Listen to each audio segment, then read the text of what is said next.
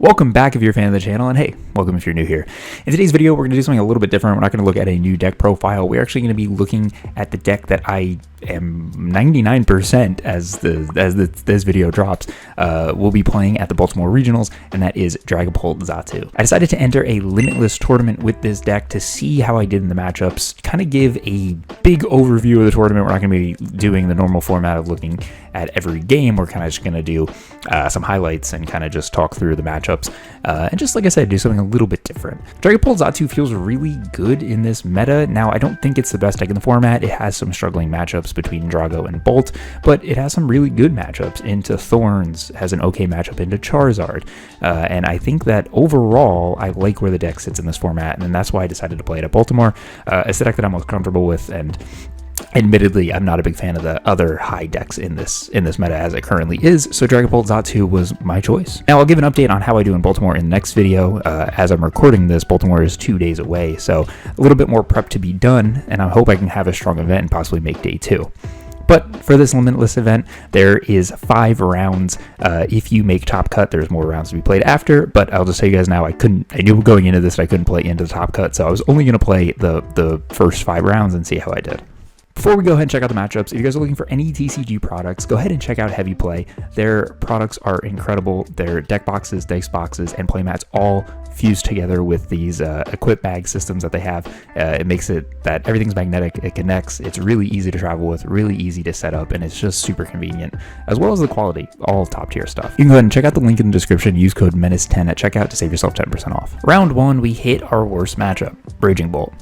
Raging Bolt's tough because it can hit for 350 damage very easily, and it can do it often. Obviously, you don't want to start a 2-prizer here, and ideally you want to go second. This is for 2 reasons. You don't want to let them get an attack off on the first turn, and you want to be able to try to hit Arven so you can use TM Evo to get your bench set up. Now, I don't have the best starting hand. I'm able to attach an energy to Dreepy, and my hopes here is I can Iono into a Buddy PAF and TM Evo. Unfortunately, I only find the TM Evo, and I'm able to use TM Evo to get 1 Drakloak. Not having Xatu on turn 1 is pretty tough. It makes it harder to get set up, but because we don't have any 2-prizers down, it will put our opponent on odd prizes if they take the KO. They use an early Prime Catcher to bring up Drakloak, and I think they're going to take the KO, but our opponent misclicks and only does 70 damage instead of 140. I'm able to find a Poffin and Natu, and then Iono to maybe be able to find Rare Candy Pult, which I don't hit. I just decided to grab another Drakloak. Our opponent's able to get tons of energy onto the board, and they use Pokemon Catcher to be able to KO our Drakloak. I decided to grab Xatu and Vessel for energy, and then I use Clairvoyant Sense to hit Arven. Utilize Night Stretcher to be able to get Pult out of the discard, and then I grab Arven for Unfair Stamp. It feels really early to want to use Unfair Stamp, but I kind of needed new cards. With no way to switch Dreepy, I catch her up the Squawk and pass. My opponent's able to get a switch card out, and then they get more energy onto the board and are able to KO Dreepy. This is admittedly a really bad spot. They're now on 4 prizes. They have 9 energy on the board, which is almost 2 Pult KOs,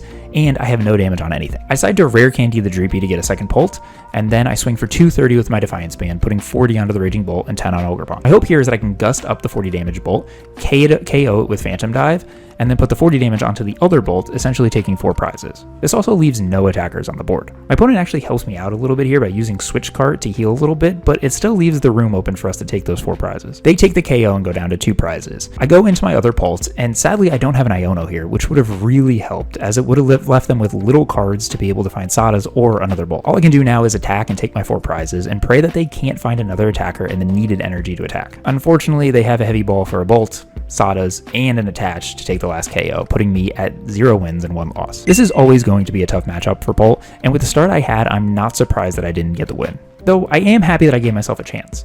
If I had an Iono or even was able to hold Unfair Stamp until the late game, I could have swung it and been able to take the win. Round 2, we have another pretty bad matchup, Regidrago. Regidrago is hard for a few reasons. First is Kyurem.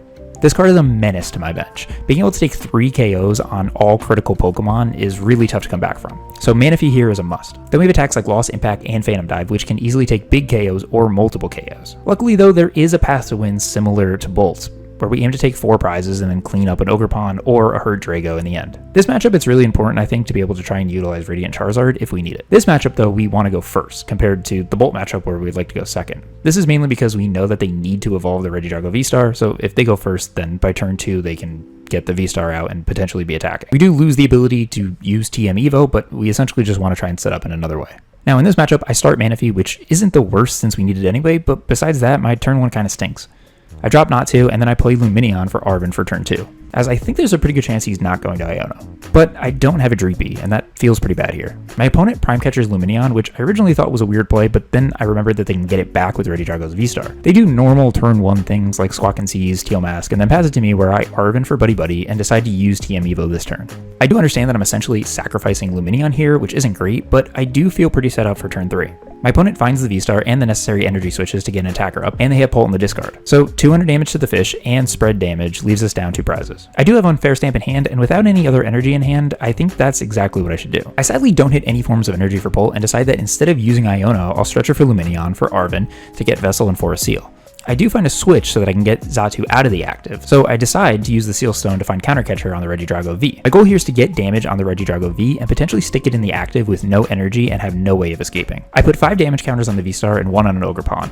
This allows me to swing with Defiance Band and take a KO on Regidrago V-Star if I need to. My plan doesn't work, as I forgot that they had the V-Star power, which allows them to get Prime Catcher again and KO Lumineon again. Not smart benching on my part, but I do think in the moment that it made sense and it was needed. There's an upside though. My Dragapult has full health. The downside is that my opponent also KO'd Manaphy with Phantom Dive, so now they only need 1 more prize. I get my second Pult down and drop Fez for card draw. I really need an Iono here.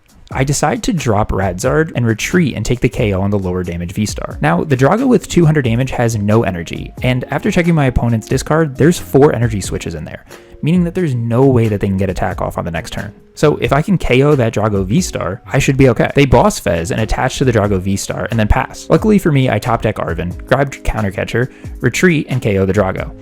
Now, there's one thing that I didn't think of. Their Teal Mask Ogerpon had 1 energy already on it, so all they need to do was Teal Mask, attach, and then gust up anything on my bench, and they can take the game. Luckily, they use Iono, and I'm pretty sure that it's over at this point. They go into the Ogerpon with 10 damage and just attack, which doesn't take the KO on Pult, and since it has 10 damage on it, I can just go ahead and take the KO. A sweaty one, but I get the win, and I'm back to 1 win and 1 loss. In round 3, we hit Drago again. People really love this deck, apparently. I lose the toss and my opponent goes first. I have to start Radiant Charizard, which is awful, but I have Arven and Vessel, so I can get the turn 1 Evo off. And that's Jamming Tower. The absolute worst stadium for me to see. I don't play stadiums in this deck, and the only bump I actually have is Vacuum, which I can get with Arven, but that means I won't be able to use Buddy Buddy Poffin. So I decide to not use TM Evo and just get my bench set up. I top deck a Dreepy, so I just decided to grab Natu and Manaphy. I attach for turn and just pray that I can get Xatu down on the next turn. My opponent's able to get the V-Star and Energy down, but they have no real Pokemon to attack with in their discard. After using Research, there's not much else that they can do, so they end up just using Regidrago V's attack,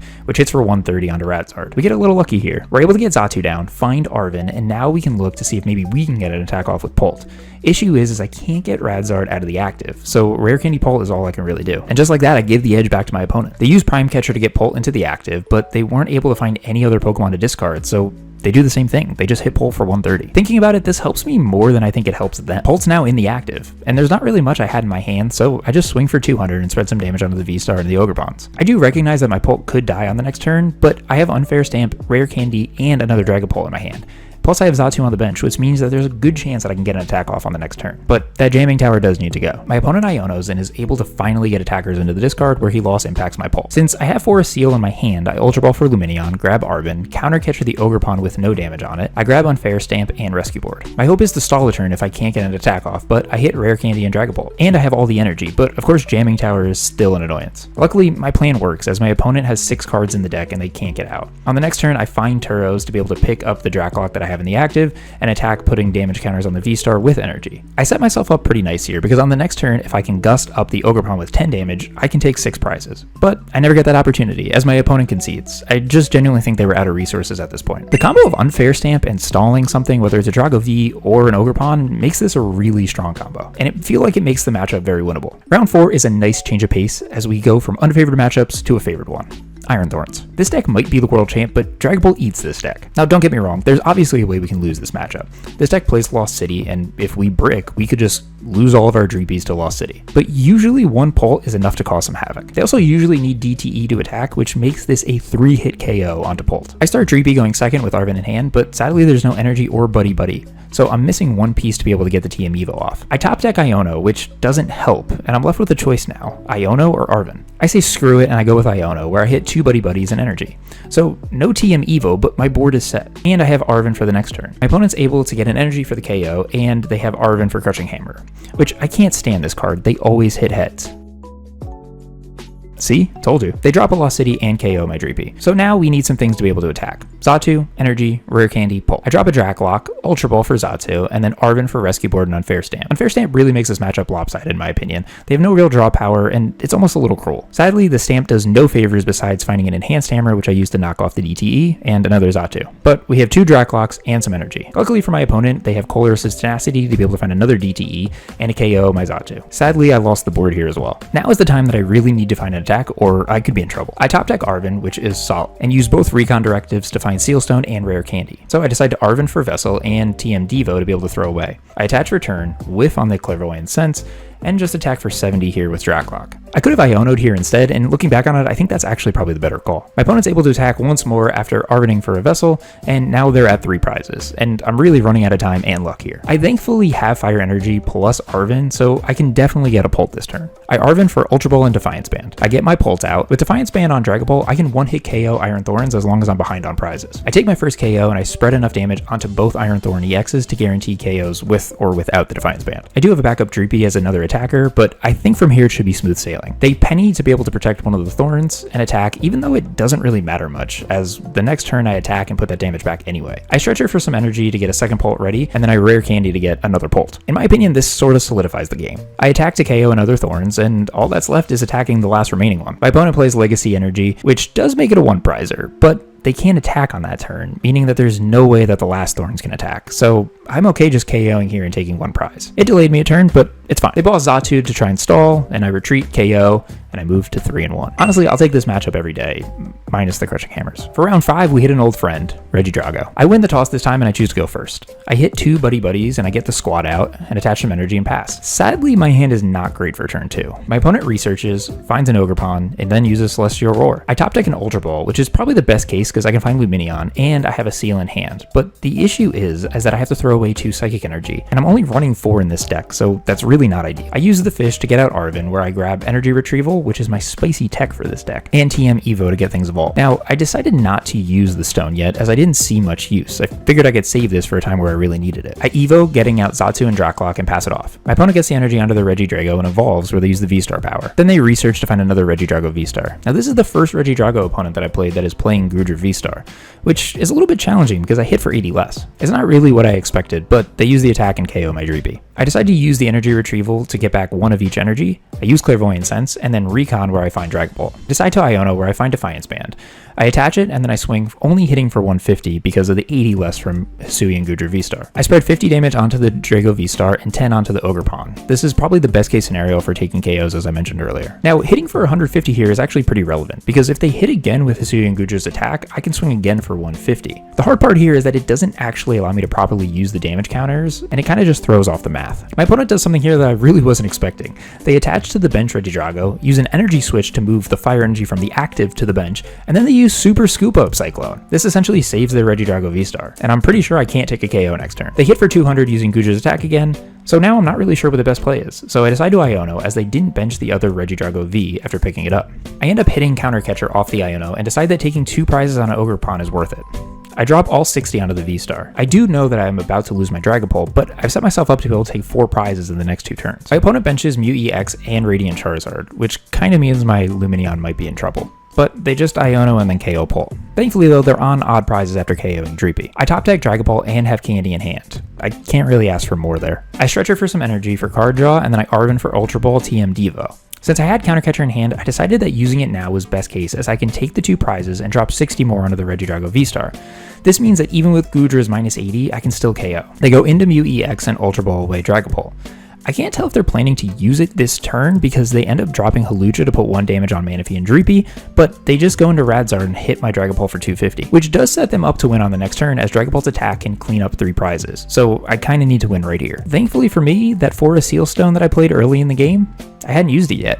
So I pop it to find boss, and I KO the Drago for game, putting me at 4-1. This ended up being a different Regidrago matchup, but I still found a way to win. Now I did have to drop here as I had some IRL things that I needed to take care of, but I think I was going to make it into top cut. Regardless, this was really good practice. Not only playing, but making this video allowed me to go back and look at the matchups, see what I did well, and see what I did wrong, and to be honest, I got some really good Regidrago practice in. Thank you guys so much for watching. I hope you guys enjoyed this style of content, and let me know if you want to see more stuff like this. I like playing in these tournaments, and I like making videos like this. Also, let me know what you guys think of Dragapult Xatu. I think this deck is a lot of fun, and going into Stellar Crown, Dragapult only gets better. I'll see you guys in the next one. Thanks.